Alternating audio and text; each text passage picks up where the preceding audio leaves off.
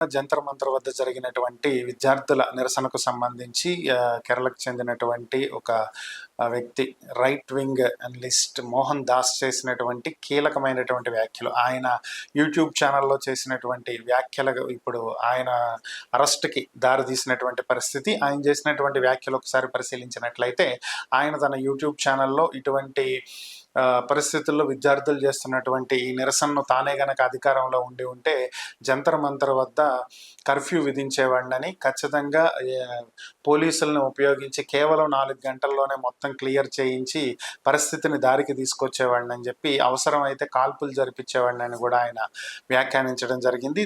ఇక్కడతో ఆగకుండా ఆయన ఇంకొక స్టెప్ ముందుకు వేసి ఆ నిరసనలో పాల్గొన్నటువంటి విద్యార్థినులు వారి గురించి చాలా అసభ్యకరంగా వ్యాఖ్యానించడం అనేది, మహిళలను ఉద్దేశించి అసభ్యకరంగా వ్యాఖ్యానించడం అనేది ఇప్పుడు ఆయన అరెస్ట్కి దారితీసినటువంటి పరిస్థితి. ఈ నిరసనలో పాల్గొన్నటువంటి ఈ విద్యార్థినులు లేడీస్ ఎవరైతే ఉన్నారో వీళ్ళు గ్యాంగ్ రేప్ జరిగితే వాళ్ళు దాని గురించి పోలీసులకు ఫిర్యాదు చేయరని, ఎందుకంటే దాన్ని వాళ్ళు ఆస్వాదిస్తారు అంటూ ఆయన చేసినటువంటి వ్యాఖ్యలు చాలా తీవ్రమైనటువంటి దుమారాన్ని రేపడం జరిగింది. దీనికి సంబంధించి కేరళకు చెందినటువంటి సిపిఎం నేత కంప్లైంట్ ఇవ్వగా ఆయన్ను అదుపులోకి తీసుకున్నారు. ఆయన గతంలో ఆర్ఎస్ఎస్తో కూడా పనిచేస్తున్నటువంటి పరిస్థితి, బీజేపీలో కూడా కొన్నాళ్ళు ఆయన పనిచేసినటువంటి పరిస్థితి. అయితే దీనికి సంబంధించి ఆర్ఎస్ఎస్ క్లియర్ కట్గా ఒక ప్రకటన విడుదల చేసింది. మోహన్ దాస్ చేసినటువంటి వ్యాఖ్యల పూర్తిగా ఆయన వ్యక్తిగతమైనటువంటివని, దానికి ఆర్ఎస్ఎస్కి ఏ విధమైనటువంటి సంబంధం లేదని, ఇలాంటి వ్యాఖ్యలు చేసినటువంటి వారిని చట్టపరంగా చర్యలు తీసుకుని శిక్షించాలంటూ